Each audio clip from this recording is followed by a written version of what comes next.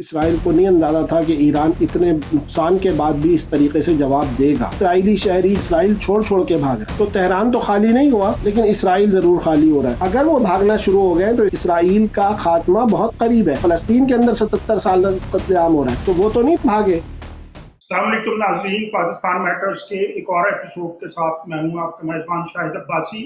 آج ہمارے ساتھ شریک گفتگو ہوں گے ڈاکٹر اسامہ شفیق صاحب، اور ہماری گفتگو کا موضوع آج کا سب سے سلگتا ہوا ٹاپک ایران پر اسرائیل کے حملے اور اس کے بعد پیدا شدہ صورتحال ہے۔ سچویشن یہ ہے کہ جنگ بندی کی طرف بڑھتے ہوئے حالات نے ایک نئی کروٹ لی ہے اور بظاہر یوں دکھائی دے رہا ہے کہ جنگ ایک نئی شدت اختیار کر رہی ہے۔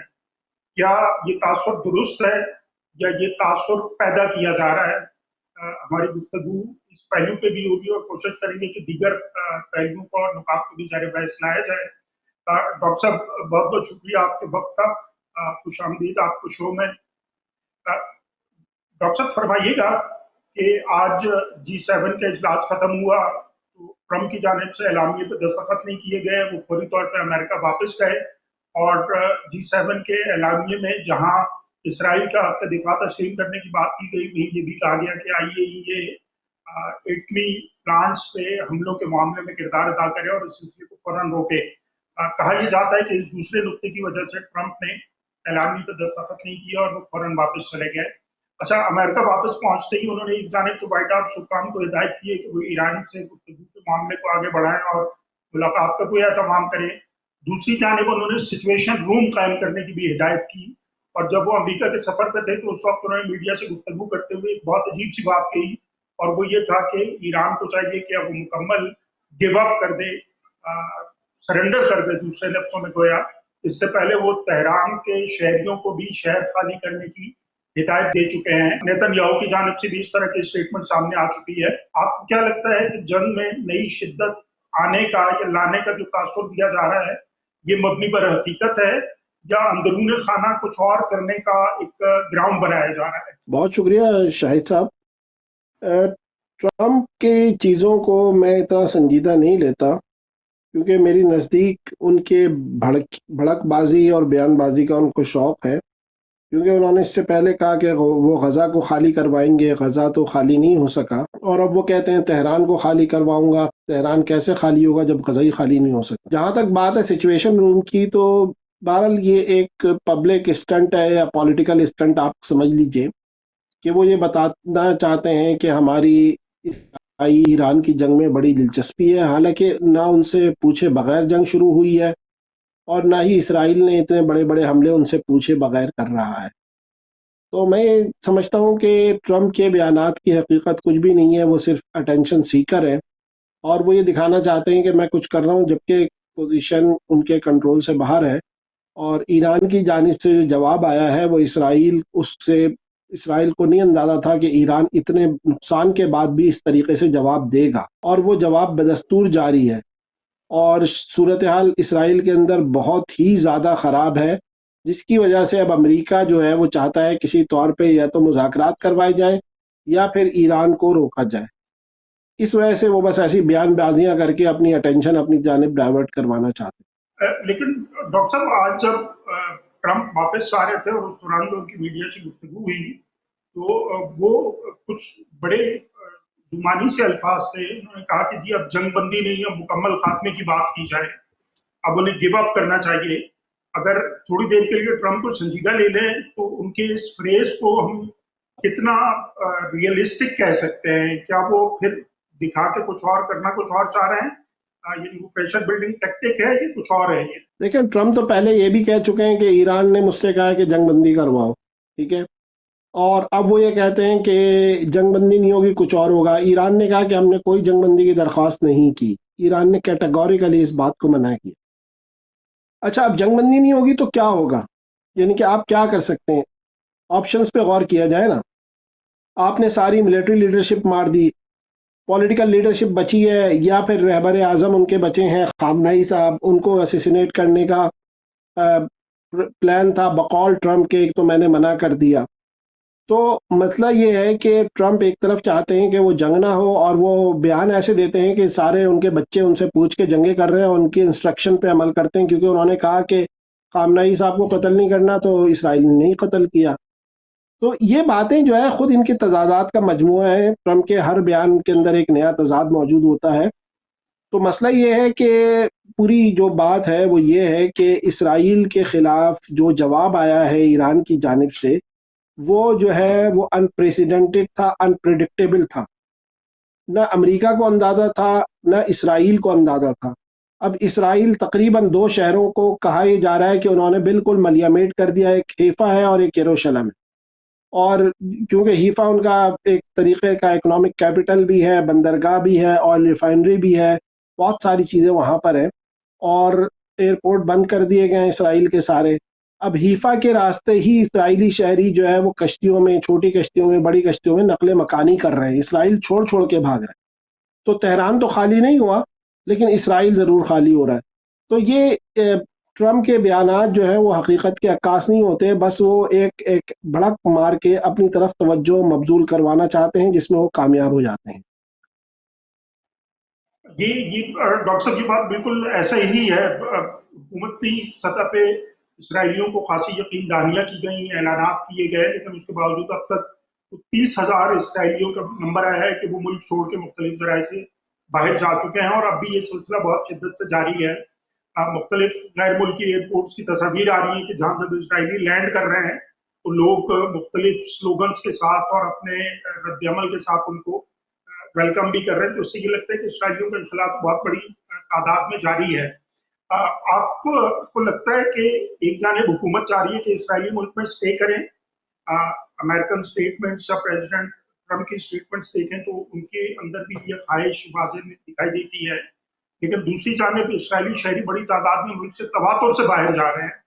تو اگین اس کی کوئی سمبولک ویلیو ہے، ہم اس کو دیکھ سکتے ہیں کہ کیا لوکلی کوئی ڈیفیٹ کا تاثر اسٹیبلش ہو رہا ہے؟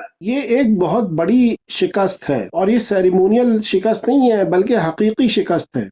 1948 میں دنیا بھر سے یہودیوں کو لا کر اسرائیل میں بسایا گیا اور ملک تشکیل دیا گیا.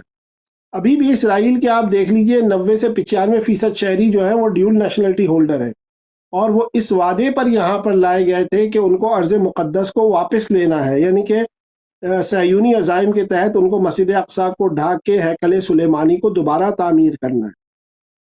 اور اس کے لیے جو کچھ سیکیورٹی میجرز کیے گئے، آئرن ڈوم بنایا گیا، فیسلٹیز ان کے یہاں یورپ امریکہ کی طرز کی فراہم کی گئی. اس کے بعد اگر ریورسل ہوتا ہے، یعنی کہ یہ آبادی کا انخلاء ہو جاتا ہے، تو وہ جو 75 سال پہلے جو خواب بنا گیا تھا وہ تو دھڑام سے نیچے گر جائے. دوسری ایک اہم ترین بات یہ کہ ابھی امریکہ کا ایک ادارہ ہے پیو ریسرچ سینٹر، اس کی جانب سے ایک تحقیق شائع کی گئی ہے اور وہ بڑی آئی اوپننگ ہے. اس کے کچھ مندرجات میں آپ کی لیے پیش کروں گا. انہوں نے یہ بتایا ہے کہ دنیا کے اندر ہولوکاسٹ کے وقت یہودیوں کی آبادی جو تھی وہ 16.5 ملین کے قریب تھی، اور اب یہ موقع آیا ہے کہ یہودیوں کی آبادی 14.5 ملین کے قریب دنیا میں ہو چکی ہے، جو کہ ہولوکاسٹ کے بعد سب سے زیادہ آبادی ہے یہودیوں کی. اور اس 14.5 ملین یا 14.5 ملین میں سے تقریباً سب سے زیادہ لوگ یعنی کہ آدھے 7 ملین کے قریب انہوں نے کہا کہ اسرائیل کے اندر بستے ہیں. اس کے بعد دوسری بڑی آبادی امریکہ کے اندر ہے یہودیوں کی. تیسری جو اہم ترین بات جو اس ریسرچ کی فائنڈنگ ہے وہ یہ ہے کہ یہودیوں کی اوسط عمر جو ہے وہ 53 سال ہے. تو یہ وہ فیکٹر ہے کہ اسرائیل کے اندر رہنے والے یہودیوں کی عمر 53 سال ہے. ان کے نوجوان اسرائیل کے اندر نہیں رہنا چاہتے، وہ آتے ہیں گرمیوں کی چھٹیاں گزارتے ہیں اور چلے جاتے ہیں. اور اگر اس بڑے پیمانے پر جو گرمیوں کی چھٹیاں گزارنے آئے تھے یا کچھ کمیٹڈ لوگ ہوں گے ان کے جو سیٹلرز تھے وہاں پر، اگر وہ بھاگنا شروع ہو گئے تو اس کا مطلب یہ ہے کہ اس اسرائیل کا خاتمہ بہت قریب ہے. کیونکہ اگر آپ 7.5 ملین لوگوں کو کیٹر نہیں کر سکتے اپنے مقصد کے لیے، اور آپ نے 77 سال کی اتنی طویل جد و جہد کی، آپ نے پورے ریجن کو خالی کرا دیا اپنی سیکیورٹی کے نام پر، لیکن وہ آپ کے اتنی کمزور کمٹمنٹ کے لوگ تھے کہ 4-5 دنوں کے حملے برداشت نہیں کر سکے، جبکہ ان کے پڑوس کے اندر عراق کے اندر لوگ رہتے رہے، لیبیا کے اندر لوگ رہتے رہے، شام کے اندر لوگ رہتے رہے، قتل عام ہوتا رہا اور آپ کراتے رہے قتل عام. فلسطین کے اندر 77 سال قتل عام ہو رہا ہے، تو وہ تو نہیں بھاگے. تو یہ ایک وہ چیز ہے جس کی سمبولک اہمیت بہت زیادہ ہے. Israel at the verge of the collapse, یعنی کہ وہ اپنے اختتام کی جانب اس کا سفر شروع ہو چکا ہے، اور اگر ایران کے حملے اسی طریقے سے جاری رہے تو آپ دیکھیں گے آبادی کا انخلا اس سے 2 سے 3 گنا زیادہ تیزی سے شروع ہو جائے. ڈاکٹر صاحب واپس ہم یعنی آپ نے ذکر بھی کیا انسانی نقصان کا. اب تک ایران میں جو آفیشیل ڈیٹا دیا گیا ہے اس کے مطابق تقریباً 30 کے قریب سائنٹسٹ اور جو عسکری شخصیات تھیں وہ اور کچھ 250 کے قریب کل شہادتیں رپورٹ کی جا رہی ہیں. یہ ایرانی وزارت صحت کی جانب سے نمبرز کنفرم کیے گئے ہیں. انسانی نقصان کو اگر تھوڑی دیر کے لیے فوکس کیا جائے جو اب تک کی جنگ میں ہوا ہے اسرائیل کے حملوں کے نتیجے میں، آپ کیا ہم یہ کہہ سکتے ہیں کہ اسرائیل اب قصداً سویلینز کو نشانہ بنا رہا ہے یا کوئی تبدیلی اس کو نہیں کنسیڈر کر سکتے؟ وہ ڈے ون سے ہی ایسا کر رہا تھا اور اب بھی یہ سلسلہ جاری ہے. دیکھیں پہلی اسرائیل کی اسٹریٹجی یہ تھی کہ ریاست کے اوپر سے عوام کا اعتماد ختم کر دیا جائے. تو ریاست کے جتنے بھی ہائی اپس تھے انہوں نے ان کو مار دیا تاکہ لوگوں کا اعتماد ہی متزلزل ہو جائے کہ جو لوگ اپنی سیکیورٹی نہیں کر سکتے وہ ہماری کیا کریں گے. یہ ایک سائیکولوجیکل وارفیئر کا اندازہ طریقہ کار ہے. دوسرے پیمانے پہ اس نے یہ کام کیا کہ جب اس نے دیکھا کہ اس کا بھی کارگر جواب اس کو مل گیا تو وہ بڑے پیمانے پر دہشت پھیلا رہا ہے. دہشت پھیلانے کے لیے صرف بم استعمال نہیں ہو رہے، میزائل استعمال نہیں ہو رہے، بلکہ میڈیا کو بھی استعمال کر رہا ہے. میڈیا وارفیئر کے ذریعے بتاتا ہے کہ بی بی سی رپورٹ کرتا ہے کہ تہران میں زوردار دھماکے سنے گئے، ایسا لگتا ہے کہ ایٹم بم مار دیا تہران کے اوپر. اگلے دن پتہ چلتا ہے کہ ایرانی ٹی وی کی بھی نشریات اس طریقے سے جاری ہیں. ایرانی ٹی وی کے اوپر حملہ کرنا بھی سمبولک اس وجہ سے بہت زیادہ اہم ہے کہ وہ بتانا چاہتے ہیں کہ ہم نے میڈیا تک آپ کی ریچ حاصل کر لیا اور ہم آپ کو تہس نہس کر دیں گے. لیکن ایرانی ٹی وی پھر ریزیوم ہو گیا تھوڑی دیر کے بعد. تو اسرائیل ابھی تک کوئی بہت بڑی کارروائی نہیں کر سکا کہ جس کے نتیجے میں وہ ریاست کے اوپر سے عوام کا اعتماد ختم کر سکے. اس کے برعکس ایران نے جو کچھ کیا ہے نہ صرف وہ ٹارگیٹڈ ہے بلکہ بڑے پیمانے پر اس کے اثرات بھی آپ کو نظر آتے. تو میں یہ سمجھتا ہوں کہ اس سلسلے میں جو اسرائیل کی اسٹریٹجی تھی کہ اس نے سوچا تھا 30 40 50 لوگوں کو مار کے خود لوگ اندر سے کھڑے ہو جائیں گے، جس کو امریکن لینگویج میں ریجیم چینج کا نام دیا جاتا ہے، لیکن ابھی تک وہ اس کو کرنے میں ناکام ہے اور مجھے نہیں لگتا کہ اب وہ کامیاب ہو سکے گا، کیونکہ اگلی طرف یعنی کہ دوسری طرف نقصانوں کی تعداد اس سے زیادہ ہے. ڈاکٹر صاحب جو ایرانی ٹی وی والی آپ نے بات کہی، آج میں دیکھ رہا تھا تھوڑی دیر پہلے جو صحافیوں کی تنظیم ہے انٹرنیشنل فیڈریشن آف جرنلسٹ، اس نے نہ صرف اس واقعے کو کنڈیم کیا بلکہ اس کی اسٹیٹمنٹ میں یہ بات بہت واضح طور پہ کہی گئی تھی کہ صحافیوں کو عالمی قوانین کے تحت سویلین کنسیڈر کیا جاتا ہے اور ڈیلیبریٹ اٹیمپٹ میں اس طرح کسی state on T V centre کو یا میڈیا ہاؤس کو ٹارگٹ کرنے کا مقصد یہ ہے کہ آپ جان بوجھ کے سویلینز کو نشانہ بنا رہے ہیں. آئی ایف یو جے نے اس بات کا مطالبہ بھی کیا کہ اسرائیل کے خلاف اس واقعے کی تحقیق کی جائے. جیسا کہ آپ نے کہا جب یہ حملہ ہوا تو اس کے جو براڈ کاسٹ انٹرپٹ ہوا وہ کچھ دیر بعد ریزیوم کر لیا گیا تھا اور دو کہ اس میں کچھ شہادتیں بھی ہوئیں. تو اس طرح کے جو واقعات ہیں وہ اسرائیل کی جانب سے جو ایک کنٹرول نیریٹو اب تک سامنے آ رہا تھا اسے بسٹ کرنے میں کامیاب ہو سکیں گی، آلٹرنیٹ ریالٹی سامنے آئے گی یا نہیں، یہ کنٹرول برقرار رہے گا؟ اسرائیل کے اندر جو تباہی ہو رہی ہے، کوئی نشریاتی ادارہ B B C, C N N, Fox News کوئی اس کی کوریج کر رہا ہے؟ کچھ دکھا رہا ہے کہاں بم لگا، بم گرا تو کہاں لگا؟ الجزیرہ پہ اسرائیل کے اندر پابندی ہے، الجزیرہ دکھا ہی نہیں سکتا، ان کے صحافی وہاں تک پہنچ ہی نہیں سکتے. تو آپ تہران کی تو ویڈیو ساری دیکھ لیتے ہیں کہ تہران میں کہاں کچھ ہوا، لیکن اسرائیل کی اب اپنے شہریوں کو بھی اسرائیل نے متنبع کیا ہے کہ وہ فوٹیج نہ بنائیں اور فوٹیج بنا کے کہیں اور نہ بھیجیں. انٹرنیٹ کے اوپر بھی سینسر لگایا جا رہا ہے. لوگوں کو گرفتار تو کیا مسئلہ گیا ہے یہ ہے جو کہ کر رہے تھے. جی بالکل، تو مسئلہ یہ ہے کہ اسرائیل تو پہلے محاذ پر میڈیا کے محاذ پہ جنگ ہارا ہے، اس کے بعد میدانی طور پر زمینی طور پہ وہ جنگ کو ہار رہا ہے. اور یہ اس بات کا ثبوت ہے، اگر ان کے ہاں کچھ تباہی نہیں ہوتی تو کہتے میڈیا کو جا کے دیکھ لو کچھ بھی نہیں ہوا، ہمارے آئرن ڈوم نے سب کچھ بچا لیا، ان کے تو پٹاخے پھوٹ رہے ہیں فضا کے اندر. لیکن جو نقصان ہے وہ شاید ہم اس کا 10% بھی اسکرینوں پہ نہیں دیکھ پا رہے.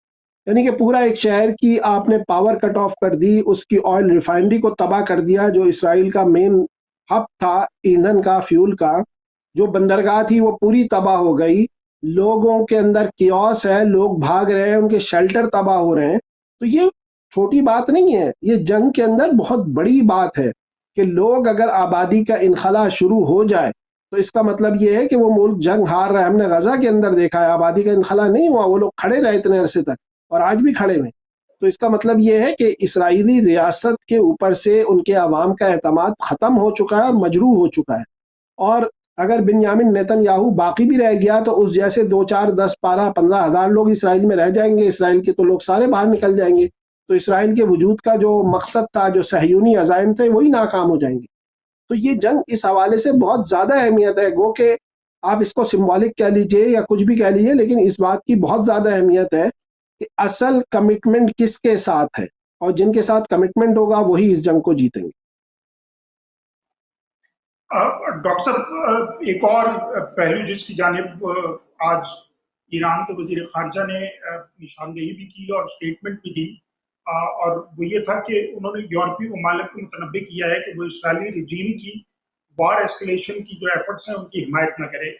ایرانی وزیر خارجہ کا یہ کہنا تھا کہ اگر ایسا کیا جاتا ہے تو جنگ بڑھانے کی ان کوششوں کا خمیازہ یورپ کو بھگتنا ہوگا۔ اگین یہ کوئی وار ٹیکٹک ہے یا نہیں؟ اب ایران کھل کے ہر اس اینٹی کو وارن کر رہا ہے کہ جو کسی بھی کیپیسٹی میں اسرائیل کی سپورٹ کر رہی ہے یا اس کو بیک کر رہی ہے۔ ایرانی وزیر خارجہ کا بیان جو ہے نا ایک بہت لمبی کہانی کے غماز ہے۔ جوائنٹ کارپوریشن پروگرام، اور اس کے اندر امریکہ شامل تھا، اس کے اندر یو کے، فرانس اور جرمنی شامل تھے، اور انہوں نے بیٹھ کے اس ایران کے ساتھ این پی ٹی کے حوالے سے معاہدہ کیا، نیوکلیئر نان پروفیشن ٹریٹی کے حوالے سے، کہ ایران جو ہے اپنے جوہری ہتھیاروں تک یا جوہری سائٹس تک رسائی دے تاکہ اس کے اوپر سے سینکشنز کو ختم کیا جا سکے۔ اس کے تحت ایران نے آئی اے ای اے کے انسپیکٹرز کو اپنے جوہری سائٹس تک رسائی دی۔ وہ آئے، انہوں نے معائنہ کیا، انہوں نے اس چیز کو سیٹسفیکٹری قرار دیا۔ جے سی پی او کے اندر وہ تمام رپورٹس گئیں، انہوں نے اس کو سیٹسفیکٹری قرار دیا۔ انہوں نے اس بات کو بتایا کہ ایران کی جو یورینیم انریچمنٹ ہے وہ اس سطح تک نہیں ہے کہ وہ ایٹم بم بنا سکے۔ پرامن ایٹمی توانائی کا حصول ہر ملک کا بنیادی حق ہے، جو اقوام متحدہ نے بھی تسلیم کیا ہے۔ اچھا، اب ہوا یہ کہ اس کے بعد ہونا تو یہ چاہیے تھا کہ ایران نے جے سی پی او کے معاہدے کے تحت تمام رسائی دے دی تو اس کے بعد اس کے اوپر سے سینکشنز ختم ہو جانی چاہیے تھی۔ لیکن 2019 کے اندر امریکہ اس معاہدے سے ہی نکل گیا، یعنی کہ پہلے انہوں نے آپ کی ساری معلومات حاصل کر لی اور اس کے بعد اس معاہدے سے نکل گیا، اور اس کے بعد یہ جو تمام معلومات تھیں جو کہ کلاسیفائڈ معلومات تھیں، کسی کو نہیں دی جا سکتی تھی، ان معلومات کی بنیاد کے اوپر اسرائیل نے ایران کی نیوکلیئر سائٹس کے اوپر حملے کی۔ تو اس کا مطلب کیا ہے؟ اس کا مطلب تو یہی ہے نا کہ یہ ساری معلومات ان یورپین ممالک نے اسرائیل کو منتقل کی ہیں۔ تو یہ جو بیان ہے اس کا ایک تناظر ہے، اور اس کو سمجھنا چاہیے کہ وہ خالی خلی دھمکیاں نہیں دے رہے، بلکہ اس کو پوری تفہیم اس کی یہ ہے، اس کا پورا کانٹیکسٹ یہ ہے کہ کیونکہ انہوں نے اس معاہدے کی سنگین خلاف ورزی کرتے ہوئے ان تمام چیزوں کے سائٹس کے میپس، ان کی لوکیشنز کیونکہ اسرائیل کو دیں اور اسرائیل کو وہاں تک رسائی ملی، تو اس کے نتیجے کے اندر نقصان ہوا۔ اور ایران کو اگر ہم یہ کہتے ہیں کہ ریٹیلیٹ کر سکتا ہے، جواب دینا اس کا حق ہے، جس طرح یوکرین کو جواب دینا حق ہے روس کے حوالے سے، تو پھر یہ تناظر بہت وسیع ہو جائے گا، پھر اس کے اوپر بہت ساری باتیں کھل سکتی ہیں، اور بہتر یہ ہے کہ جنگ جو ہے مزید نہ بڑھے۔ اور ایرانی وزیر خارجہ کا جو بیان ہے اس کی بہت زیادہ اہمیت ہے۔ ڈاکٹر صاحب اگین ہم نے جس طرح گفتگو کے شروع میں ذکر کیا، نیتن یاہو نے تہران خالی کرنے کی بات کی، ٹرمپ نے اس کو آگے بڑھایا، پھر گیو اپ کرنے تک وہ چلے گئے۔ یہ بات اب اسٹیبلشڈ ہے کہ اسرائیل کی جانب سے جو عدلی حملے کیے گئے تھے ان میں ایران کی ملٹری کو ٹارگٹ کیا گیا تھا۔ اسرائیل نے کہا کہ ایسا اس نے موساد کی انٹیلیجنس کے بیس پہ کیا۔ بہت بڑے دائرے میں یہ بات ہوئی کہ ایران سیکیورٹی لیول پہ آلموسٹ فیلئر کا شکار ہوا، وہ جو موساد انفلٹریشن تھی اس کو کنٹرول نہیں کر پایا۔ اب بھی ایران کے سرکاری میڈیا کی جانب سے اس طرح کی چیزیں سامنے آ رہی ہیں جس میں بھی یہ کہہ رہے ہیں کہ موساد کے جو ایجنٹس ہیں یا ان کے پرو ایلیمنٹس ہیں وہ ایکٹیو ہیں، مختلف کاروائیاں کر رہے ہیں۔ اس پورے پس منظر میں اگر ہم نیتن یاہو کی ریسنٹ اسٹیٹمنٹ اور پھر ٹرمپ کی اس کی آواز میں آواز ملانے کو دیکھیں تو کیا سیفلی یہ ازیوم کیا جا سکتا ہے کہ اسرائیل اب ایران کی پولیٹیکل لیڈرشپ کو ٹارگٹ کرنے کی بات کر رہا ہے یا پلان کر رہا ہے؟ جی بالکل، مجھے تو اس بارے میں کوئی شک اور شبہ نہیں ہے. ان کا پہلا ہدف جو ہے وہ خامنائی ہے، جو کہ ایران کے رہبر اعظم ہیں، اور اس کے بعد ان کا ہدف جو ہے وہ ایران کے صدر ہیں مسعود پزیکشیان. تو یہ دو جو ہے ان کے ہائی ویلیو ٹارگٹ ہیں، اور ان کو ٹارگٹ کرے گا اسرائیل. اور جس دن اسرائیل نے ٹارگٹ کیا اس دن ایران کا جواب اس سے بھی شدید ہوگا، اور شاید ہم جو ہے وہ، میں تو یہ سمجھتا ہوں کہ ہم تیسری عالمی جنگ میں داخل ہو چکے ہیں، لیکن اس کے بعد جو کچھ ہوگا وہ شاید قابل بیان بھی نہ ہو، اور شاید لوگوں کی وہ جو کچھ لوگوں نے سوچا ہے اس سے بھی زیادہ شدید. اب ڈاکٹر صاحب ویسے کیا یعنی یہ پولیٹیکل لیڈرشپ کو نشانہ بنانے کا تحت اللفظ کہنا یا پھر اس طرح کے اشارے دینا، کوئی اور پریسیڈنٹ اس طرح کا ہمیں ملتا ہے کہ جب کانفلکٹ ہوا ہو مختلف ممالک کے درمیان؟ یعنی ایون رشیا اور یوکرین کی حالیہ جنگ کو بھی دیکھ لیں، اس میں ملٹری ٹارگیٹس، شہروں پر قبضے، ہر بار آزمایا جا چکا ہے، لیکن بات ابھی تک یہاں تک نہیں پہنچی کہ ایک نے پوٹن کو یا پوٹن نے زیلنسکی کو یا پھر ان کی جو قریبی کیبنٹس ہیں ان کو ٹارگٹ کرنے کی بات کی ہو. آپ نے کہا کہ اگر بات یہاں تک آ جاتی ہے تو رد عمل کا سطح جو ہے وہ بات غیر معمولی، غیر متوقع ہو سکتی ہے. اگین کوئی پریویس پریسیڈنٹ چونکہ موجود نہیں ہے تو یہ کتنا قابل عمل ہے یا کتنا ممکن ہے کہ جلد اس طرح کی کوئی چیز ہو سکے؟ دیکھیں، پریزیڈنٹ تو موجود ہیں، بہت سارے صدور کو مارا گیا ہے، اور سابق سربراہان مملکت کو مارا گیا ہے، اسرائیل کی جانب سے مارا گیا ہے، اور امریکی صدور جو قتل ہوئے دو، ان کے حوالے سے بھی ایک کانسپریسی موجود ہے، لیکن بہرحال میں اس کے اوپر نہیں جانا چاہتا. لیکن جو بٹ ڈیورنگ ماضی وار قریب میں یعنی، جی ڈیورنگ وار آپ یہ دیکھیے نا کہ ہٹلر کا کیا ہوا، کسی کو پتہ ہے ہٹلر کہاں گیا؟ تو ایسے پریزیڈنٹ بہت سارے موجود ہیں دنیا کے اندر، تو ہٹلر کا بھی نہیں پتہ چلا کہ ہٹلر کہاں گیا. اور اب جس قسم کی وار فیئر دنیا کے اندر شروع ہو گئی ہے، اس میں کوئی آپ کی حدود اور قیود موجود ہی نہیں ہے، کوئی اخلاقیات ہی موجود نہیں ہے. آپ یہ دیکھیے، امریکہ ایک دن کہتا ہے حماس دہشت گرد ہے، اگلے دن ان کو بلا کے وائٹ ہاؤس میں مذاکرات کراتے ہیں. تو یہ تو ڈیول اسٹینڈرڈ سب کے سامنے. تو یہ میں نہیں سمجھتا کہ ملا عمر کو قتل کرنے کے لیے امریکہ نے باضابطہ طور پہ ہیڈ منی مقرر کی، جو افغانستان کے صدر تھے. صدام حسین کو مارا گیا، یعنی کہ وار کے اندر ہی مارا گیا، چاہے آپ سیریمونیل کچھ بھی کروا لیں چیزیں.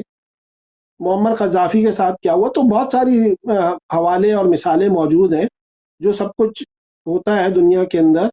تو دنیا نے صرف اپنا ایک سافٹ امیج بنا لیا ہے، ایک مہذب چہرہ بنا لیا ہے، لیکن ہوتا وہی ہے جنگوں کے اندر جو ہوتا ہوا چلا آ رہا ہے. تو بہرحال پھر بات وہی ہے کہ اگر کوئی ایسی ہائی ویلیو ٹارگٹ ہوتا ہے تو دنیا کے اندر جنگ کی آگ مزید پھیلے گی اور بہت زیادہ پھیلے گی.